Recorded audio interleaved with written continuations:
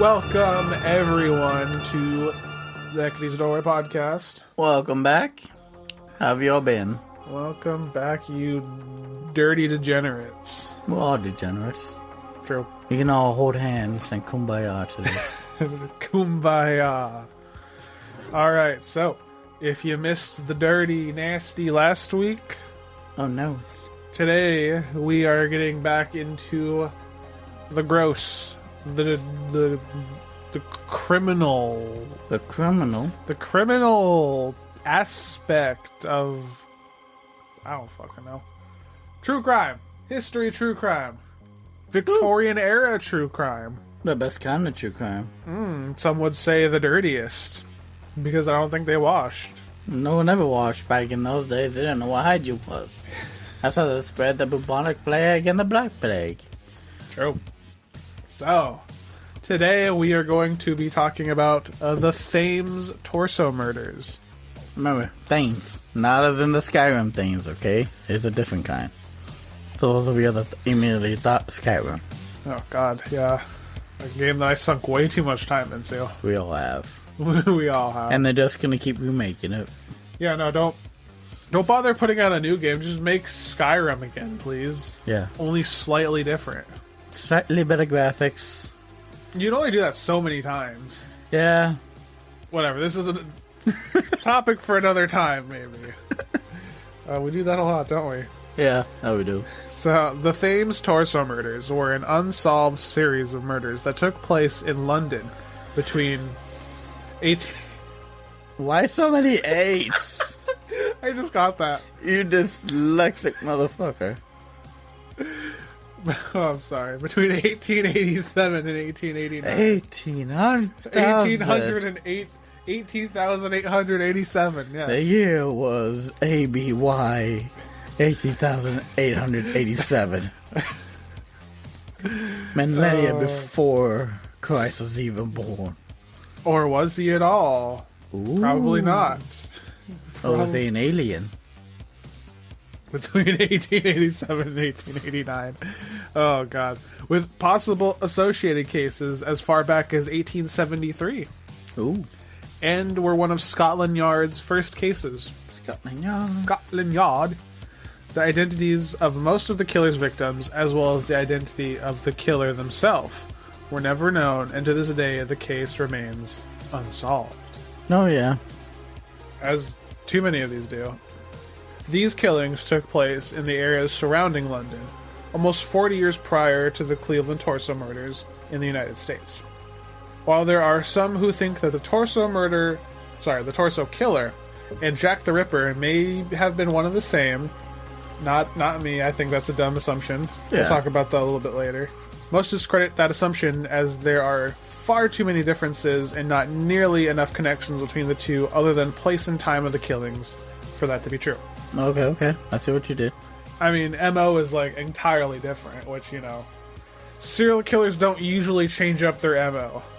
Nah, not unless something drastic happened. Yeah, they don't normally switch back and forth either. Yeah. They're a little too pattern oriented. You gotta get that ADD in order. That I do. So do I. There you do. You need some more medicine. Have you taken your meds? I haven't taken my meds since I was 8. Oh, no. Have they always stopped going to therapy, too? I just don't have insurance. That, too. Oh, that's a topic we're not going to get into. The Torso Killer's victims were all women, and all were brutally dissected. While not all in the exact same manner, the manner of dissection were all similar enough to make the connection. Each victim had many of the limbs removed, each found missing one or both arms or legs in different manners, and all had their heads removed. Not all, but some of their heads were recovered. Ouch. Yeah, this guy went to town. Yep. He had a fun time sawing away. Sawing, cutting, clipping, butchering, digging. Dig into this cuisine. Like the case of Jack the Ripper, there are canonically 4 cases. The Rainham Mystery, the Whitehall Mystery, the case of Elizabeth Jackson, and the Pinchin Street Torso Murder. Then we have 3 cases that are more than likely also done by the same culprit, but for some reason or another weren't included in the initial investigation at the time, and are often referred to as associated cases. The Battersea Mystery, the Tottenham Court Road Mystery, and the Bedford Square Mystery. I love how fantastical they to these. The Whitehall Mystery. What happened to the Whitechapel Mystery? I ain't no mystery. No? Oh. Why not? Because it was Jack the Ripper. Oh no. A case we might dive into at some point. That'd be interesting. I kind of want to, yeah. I do. I have fucking 2 books on it. I might as well start at some point. Yeah. You can also dive into the Zodiac Killer. Oh man, I have a book on that too that I have to start reading. And we can say how Ted Cruz is the Zodiac Killer. Ted Cruz is the Zodiac Killer. Everyone knows it. I don't know where that started from. That's funny though. Because he's a fucking piece of shit. Yeah, I don't know why those aren't connected. Other than I guess it's the time influence. They didn't put them together. We'll talk a little bit more about that later, I guess. Okay. As far as our coverage goes, we'll be going in chronological order, starting with the associated cases, working into the canonical 4. Just because it makes more sense that way, to start with the ones that started first. Because we're running under the assumption they're all connected. Though they're not officially a part of the main case. Ah, okay. I think by the end of this, we'll all agree they're all connected. Unless you got Dodo Brain. Oh no, not the Dodo Brain. Not the Dodo Brain. So, on September 5th, 1873, the Thames Police Patrol discovered the left corner of a woman's torso near the district of Battersea. The left corner of her torso. That's ripped up. It's ripped up. Oh no. Just imagine a corner of the torso. Like, what the fuck, dude? Not long after, a right breast and a head were found floating in the water by a lamp. Wait, the right breast? Right breast. How I the hell don't is know it- how they determined it was the right one. They just put it on her chest and they're like, no. Bring it over there here. you Bring it go. over here. Let me give it a good... Ooh. That is most likely That's a the good right squeeze. breast. That... It fit... Yep. Yep, that is the right one. Yep. You can tell. Just imagine a fucking tit and a head floating in a fucking water. Like, imagine being the person man. that finds that. Like, do I call the cops? Am I high? I mean, yes. You have to call the cops, but... God. I hope it was not a child. It could have been a child. Probably was. Those are found in the Limehouse district of London. The head was missing its nose and chin, and it was also scalped. Ah, So they fucked the head up, dude. they went extra on this. They want extra. This whole thing is extra, man. Back at Battersea, a left forearm was found, as well as a pelvis. The pelvis, not a pelvis. The pelvis. There's only one pelvis in the person's body. Are you sure? Pretty sure. I'm not an anatomy expert, but I'm pretty sure there's only one pelvis. And it was found in Woolwich. Found in Woolwich. So that motherfuckers are just scattering pieces. They were just having a fun time. He's just a little bit here, a little bit there, a little bit there. I plant the bitch tree here. I plant the bitch tree here. That was in Lego World. like, You know what? Let me disassemble them like a Lego piece. bro, it's fucked up. Yeah. Oh god. The body was put back together under Chief Surgeon Thomas Bond. Not to be confused with James Bond. Named Bond. Thomas Bond. Master Surgeon. Master Surgeon. They did what they could, fitting the parts to a metal frame and stretching the face over a butcher's block to be shown to the public. That's so fucked up. Why? That's disgusting. Like, That's nightmare fuel. do you recognize this woman? Yeah, then again, this being being industrial England, I'm sure it's just par for the course of them. Yeah, I wonder, like, was this real? Like, if someone did this today, everyone would be like, bro, get that out of my face. That's disgusting. Would it be any different back then?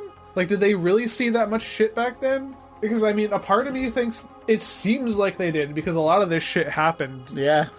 But another part of me thinks, like, it couldn't have been that much different for them back then. Like, they couldn't think the same, right?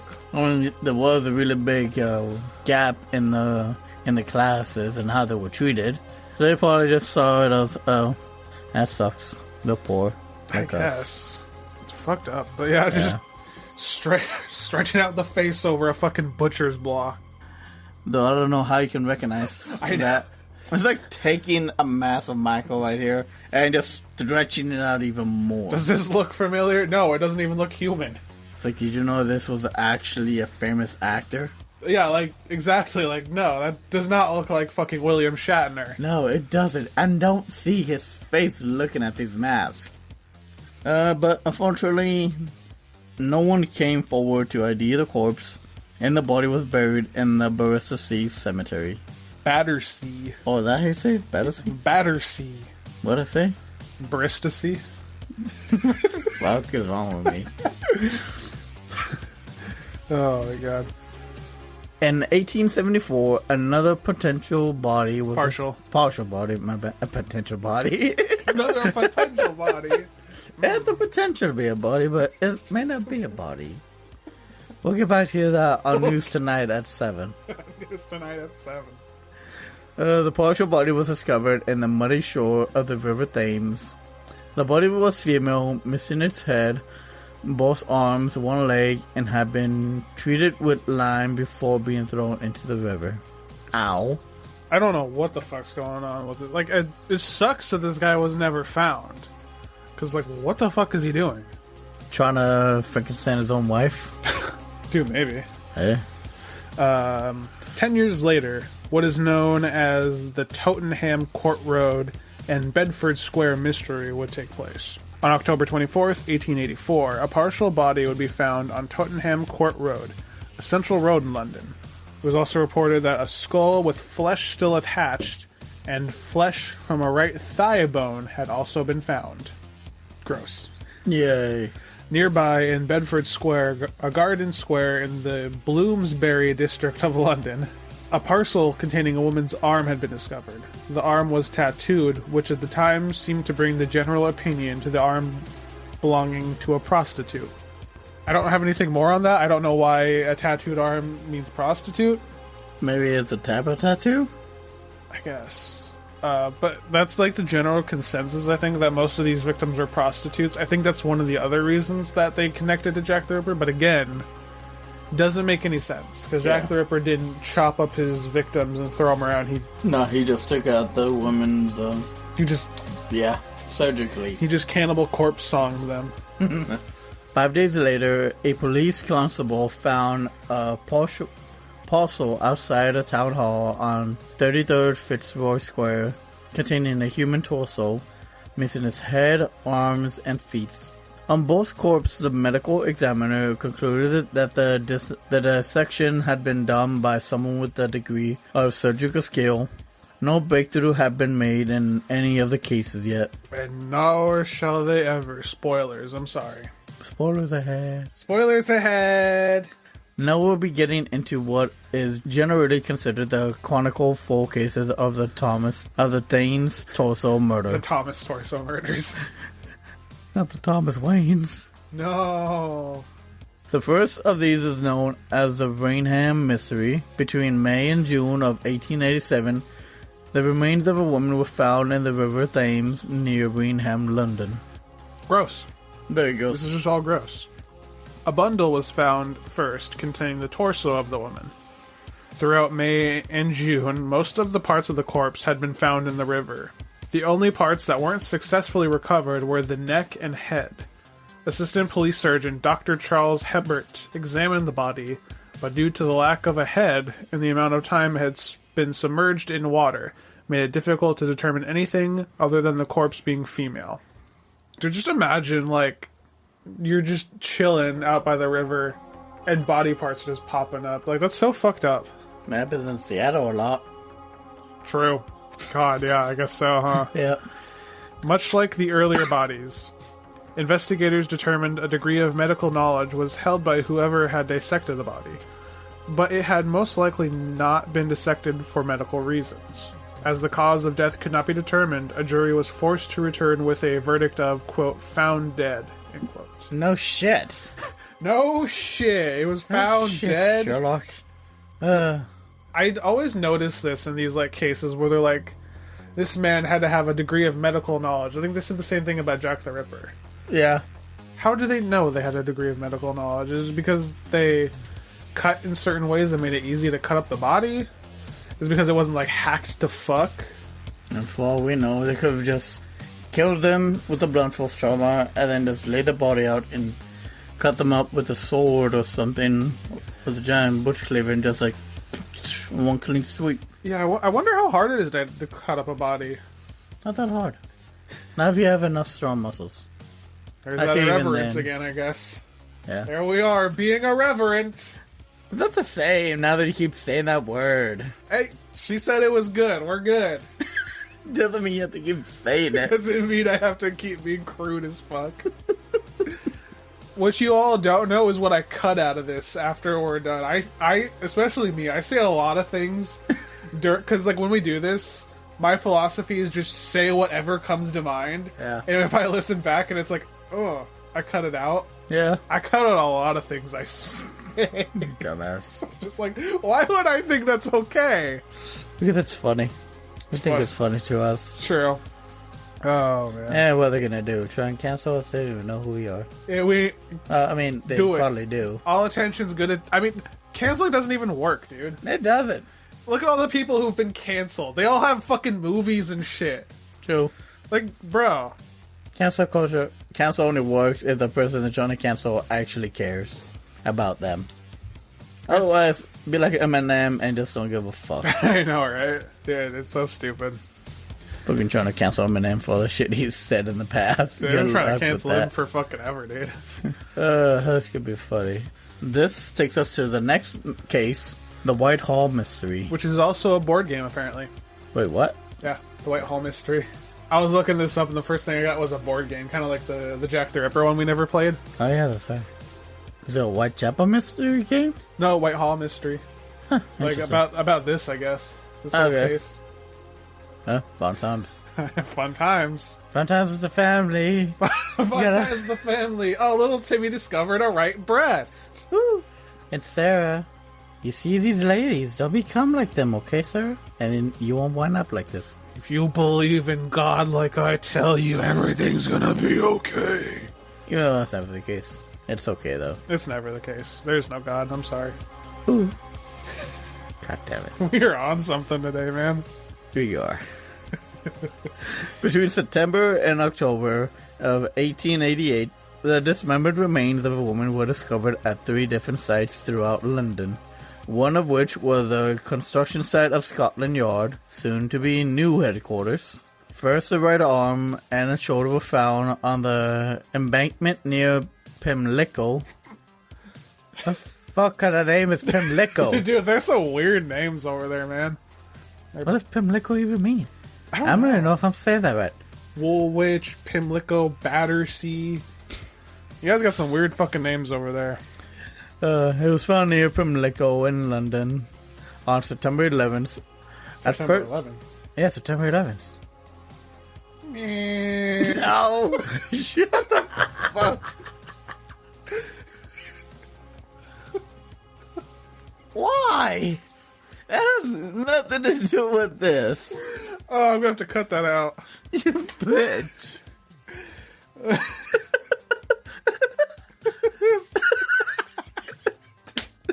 I don't even know if we should, because that's just too funny, but I'll leave it up to you. I'll think about it.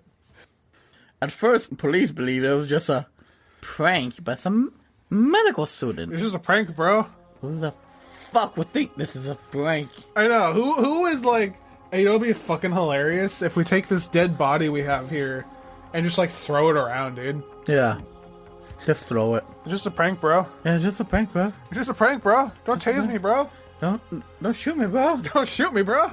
The cops just do not want to do anything. Historically, man. No. Times don't change. You know what does change? What? The amount of guns everyone gets to carry throughout the years. It keeps increasing. It keeps getting bigger. they didn't take the discovery too seriously. Then on the 28th, another arm had been discovered, laying on the side of the road. Then October 2nd, the wrapped up torso was found in the construction site of a new Scotland Yard headquarters. This was the point where the police... Oh, yes. This is where they now take it seriously. Now they're going to take it... Now that they found a torso... Oh, well, maybe now I should do something. Now that they have, 30% of a body? 10% of the body? I ain't fucking with that. 20%? Nah. I got coffee to drink. 30%? Okay, maybe now I'll do something. Yeah. Maybe now. Investigators noticed the victim's right arm had been tourniqueted before its removal. That and the precision of the dismemberment led them to believe the killer had a certain degree of medical knowledge. A phrase we're going to hear a lot in this. Or they're just trying to torture them. Or that too, yeah, probably. The only thing they were able to determine about the victim was that she was a 24-year-old woman who was, and I quote, of large stature and well-nourished, end quote. So she was tall. Was thick. Oh, thick, so, she was double caked up. Let me take this home with me. He's like, sorry. As a constable, I need to, take this home for further inspection. I shall be back. I need to take this into my, personal office. Yes. I find it very amusing that they said that. Like, she was big. So what the fuck does that have to do with the investigation? I don't know. Nothing. It's so stupid. The murder of Elizabeth Jackson is regarded as the third of the canonical four. On June 4th, 1889, a woman's severed arm had been found in the River Thames. Found by three young boys playing in the river. Oh, yes, the boys. The three young boys. Yeah, I found an arm. Whoa! Just swinging around over their head. Timmy, come here, Timmy. I got something to show you. He's like, what? He's like, bah. Slaps him with the arm. You just got slapped. Nah, he was slapped by the dead. Slapped by the dead. The boys wrapped up the arm and brought it to Scotland Yard. Dr. Kempster determined it had been in the water for less than 24 hours. The arm was also wrapped in a garment with, quote, L.E. Fisher, end quote, embroidered on it. This will be important later. Ooh. Not at all. Actually, it is, because I think this is literally the only victim that gets ID'd this entire fucking... Not to spoil it for you. Oh, no. Stop spoiling it! Damn it, Brennan. Why you gotta spoil it? The next couple of days, more and more body parts began to wash up along various embankments. Dr. Braxton Hicks observed that the skill used to dismember the bodies wasn't that of a doctor, but that of a butcher. A childhood scar on one of the body's wrists, the family garment, and the fact that the body had been 3 months pregnant helped investigators determine the fact that the victim had been Elizabeth Jackson. Elizabeth was a sex worker at the time, leading papers to speculate Jack the Ripper had come back to kill again. This is, I think, like a year after the last of Jack the Ripper's victims. But again, it makes no sense because he did not do this to any of his victims. Yeah. He killed all his victims exactly the same. So it makes no sense why he would just be like, you know what? Let's try chopping the fuck out of this victim this time. And the fact that there are, like, four of their bodies, if I'm counting right, that have been killed like this during and before Jack's killing. Yeah. So the whole Jack the Ripper thing is just fucking stupid. Also, remember, Jack went to the USA afterwards. Oh, yeah, of course, he did. He went back to the USA and he became H.H. Holmes. Yep. And had a third M.O. Yep.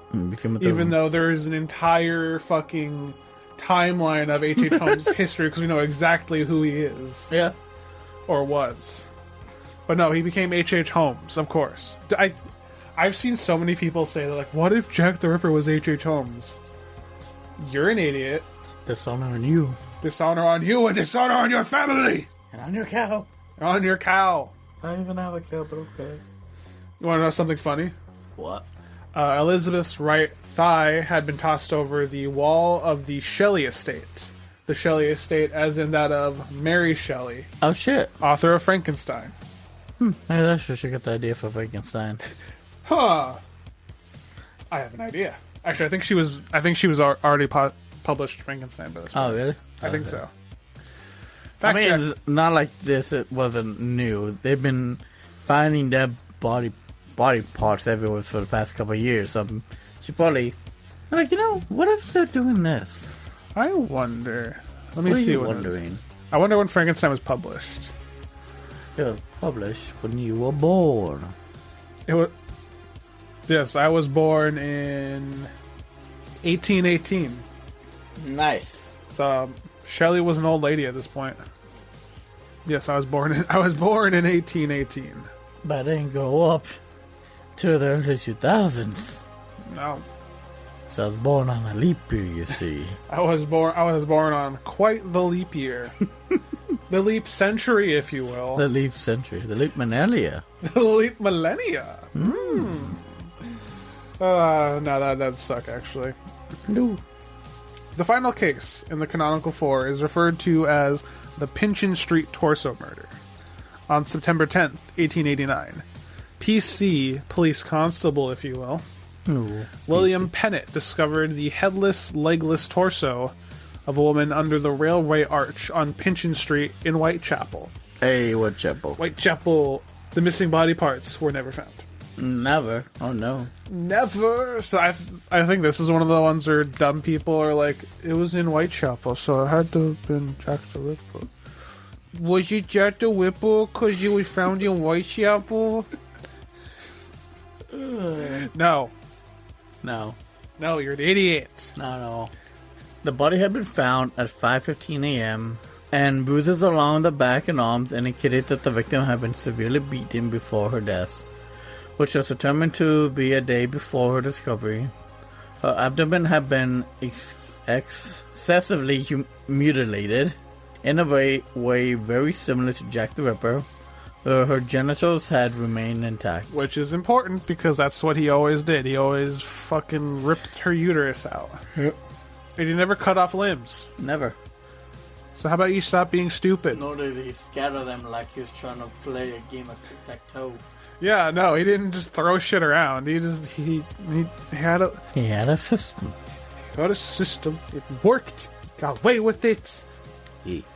The lack of blood evidence led investigators to believe she had been killed elsewhere, and the body brought here without its remains. Her identity could not be determined, and investigators were only able to conclude she had been between 30 and 40 years old.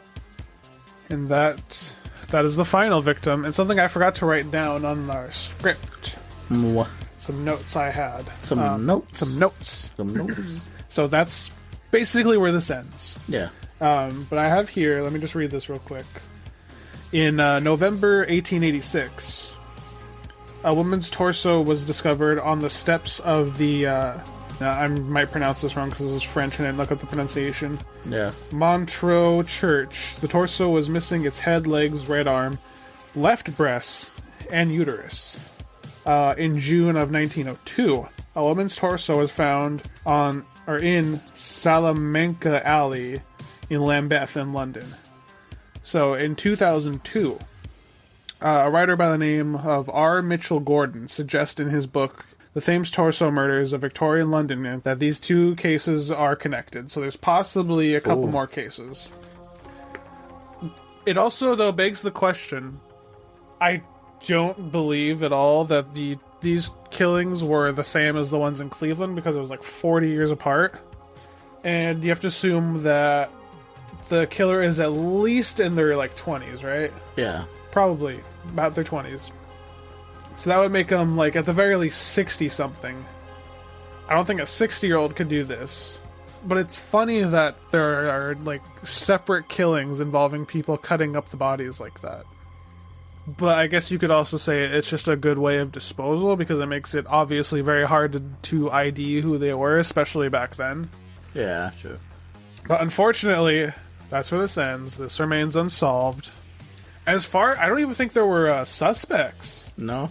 I didn't see anything anywhere. People really like, other than, like fucking not fan theories, but like internet sleuth theories, which I don't take very seriously.